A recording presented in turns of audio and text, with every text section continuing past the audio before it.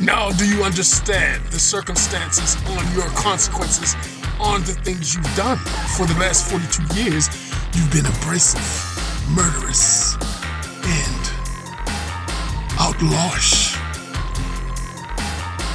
treacherous, and those are some features that I bask in. Yes! I bask in the features of knowing that you are suffering as well. Yes. Do you know that you are in something that is bigger than you? The Overlords are the ones who are the New World Order.